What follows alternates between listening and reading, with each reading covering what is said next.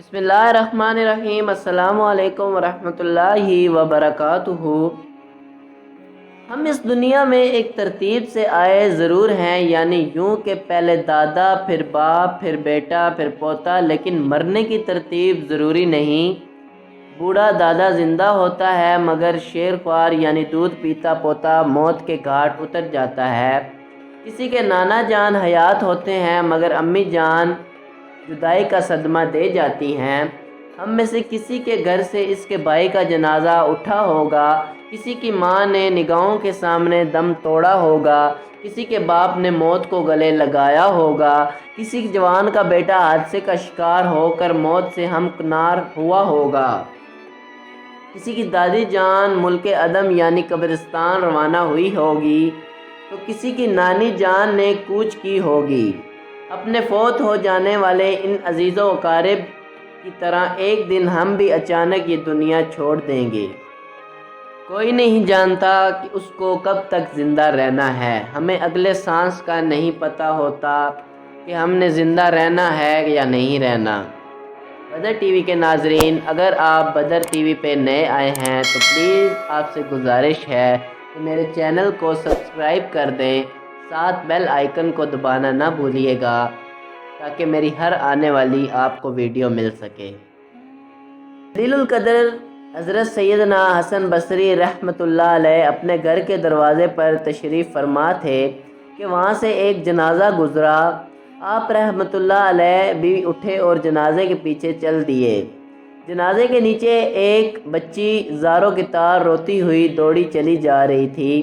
وہ کہہ رہی تھی، اے بابا جان، آج مجھ پر وہ وقت آیا ہے کہ پہلے کبھی نہ آیا تھا۔ حضرت سیدنا حسن بصری رحمۃ اللہ علیہ نے جب یہ درد بھری آواز سنی تو آنکھیں اشک بار، دل بے قرار ہو گیا۔ دست شفقت اس غمگین و یتیم بچی کے سر پر پھیرا اور فرمایا، بیٹی تم پر نہیں بلکہ تمہارے مرحوم بابا جان پر وہ وقت آیا ہے کہ آج سے پہلے کبھی نہ آیا تھا۔ دوسرے دن آپ رحمۃ اللہ علیہ نے اسی بچی کو دیکھا کہ آنسو بہاتی قبرستان کی طرف جا رہی ہے۔ حضرت سیدنا حسن بصری رحمۃ اللہ علیہ بھی حصول عبرت کے لیے اس کے پیچھے پیچھے چل دیے۔ قبرستان پہنچ کر بچی اپنے والد مرحوم کی قبر سے لپٹ گئی۔ حضرت سیدنا حسن بصری رحمۃ اللہ علیہ ایک جھاڑی کے پیچھے چھپ گئے۔ وہ بچی اپنے رخسار مٹی پر رکھ کر رو رو کر کہنے لگی، اے بابا جان، آپ نے اندھیرے میں چراغ اور غمخوار کے بغیر قبر کی پہلی رات کیسے گزاری؟ اے بابا جان، کل رات تو میں نے گھر میں آپ کے لیے چراغ جلایا تھا، آج رات قبر میں چراغ کسی نے روشن کیا ہوگا۔ اے بابا جان، کل رات گھر کے اندر میں نے آپ کے لیے بچھونا بچھایا تھا، آج رات قبر میں بچھونا کس نے بچھایا ہوگا۔ اے بابا جان، کل گھر کے اندر میں نے آپ کے ہاتھ پاؤں دبائے تھے، آج رات قبر میں ہاتھ پاؤں کس نے دبائے ہوں گے۔ اے بابا جان، کل رات گھر کے اندر میں نے آپ کو پانی پلایا تھا، آج رات قبر میں جب پیاس لگی ہوگی اور آپ نے پانی مانگا ہوگا تو پانی کون لایا ہوگا۔ اے بابا جان، کل رات تو آپ کے جسم پر چادر میں نے اڑائی تھی، آج رات کس نے اڑائی ہوگی۔ اے بابا جان، کل رات تو گھر کے اندر آپ کے چہرے سے پسینہ میں پونجتی رہی ہوں گی، آج رات قبر میں کس نے پسینہ صاف کیا ہوگا۔ اے بابا جان، کل رات تو آپ جب بھی مجھے پکارتے تھے میں آ جاتی تھی، قبر میں آپ نے کسے پکارا ہوگا اور پکار سن کر کون آیا ہوگا۔ اے بابا جان، کل رات جب آپ کو بھوک لگی تھی تو میں نے کھانا پیش کیا تھا، آج رات جب قبر میں بھوک لگی ہوگی تو کھانا کس نے دیا ہوگا۔ اے بابا جان، کل رات تک تو میں آپ کے لیے طرح طرح کے کھانے پکا رہی تھی، آج قبر کی پہلی رات کس نے پکایا ہوگا۔ حضرت سیدنا حسن بصری رحمۃ اللہ علیہ غم کی ماری دکھیاری بچی کی یہ درد بھری باتیں سن کر رو پڑے اور قریب آ کر فرمایا، اے بیٹی، اس طرح نہیں بلکہ یوں کہو، اے بابا جان، دفن کرتے وقت آپ کا چہرہ قبلہ رخ کیا گیا تھا، آیا آپ بھی اسی حالت پر ہیں یا چہرہ دوسری طرف پھیر دیا گیا ہے۔ اے بابا جان، آپ کو صاف ستھرا کفن پہنا کر دفنایا گیا تھا، اب بھی وہ صاف ستھرا ہی ہے۔ اے بابا جان، آپ کو قبر میں صحیح و سالم بدن کے ساتھ رکھا گیا تھا، اب بھی جسم سلامت ہے یا اسے کیڑوں نے کھا لیا ہے۔ اے بابا جان، علماء فرماتے ہیں کہ قبر کی پہلی رات بندے سے ایمان کے بارے میں سوال کیا جائے گا تو کوئی جواب دے گا اور کوئی مایوس رہے گا۔ تو آپ نے اس سوال کا درست جواب دے دیا ہے یا ناکام رہے ہیں؟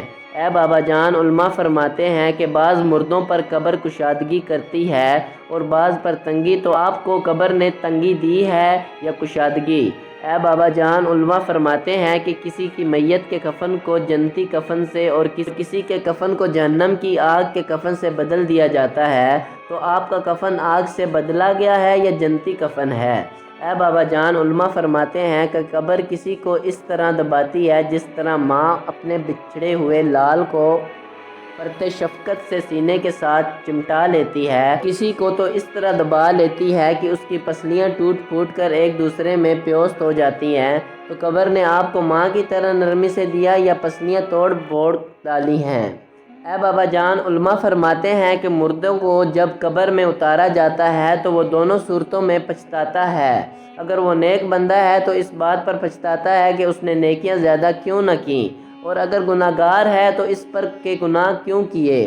تو اے بابا جان، آپ نیکیوں کی کمی پر پچھتا رہے ہیں یا گناہوں پر؟ اے بابا جان، کل جب آپ کو پکارتی تھی تو مجھے جواب دیتے تھے۔ آج میں کتنی بد نصیب ہوں کہ قبر کے سرہانے کھڑی ہو کر پکار رہی ہوں، مگر مجھے آپ کے جواب کی آواز سنائی نہیں دیتی۔ اے بابا جان، آپ تو مجھ سے ایسے جدا ہوئے کہ قیامت تک دوبارہ نہیں مل سکتے۔ اے خدائے رحمان، قیامت کے میدان میں مجھے اپنے بابا کی ملاقات سے محروم نہ کر۔ حضرت سیدنا حسن بصری رحمۃ اللہ علیہ کی یہ باتیں سن کر وہ بچی عرض گزار ہوئی، اے میرے سردار، آپ کے نصیحت آموز کلمات نے مجھے خواب غفلت سے بیدار کر دیا ہے۔ اس کے بعد وہ روتی ہوئی حضرت سیدنا حسن بصری رحمۃ اللہ علیہ کے ساتھ واپس لوٹ آئی۔ ہمیں بھی اپنی قبر سنوارنے کے لیے اچھے اچھے کام کرنے چاہیے اور اللہ کے ساتھ محبت کرنی چاہیے، ہمیں بھی قبر میں سکون مل سکے۔ اللہ پاک ہمیں سمجھ اور عمل کرنے کی توفیق عطا فرمائے، آمین۔ جزاک اللہ، اللہ کے حوالے۔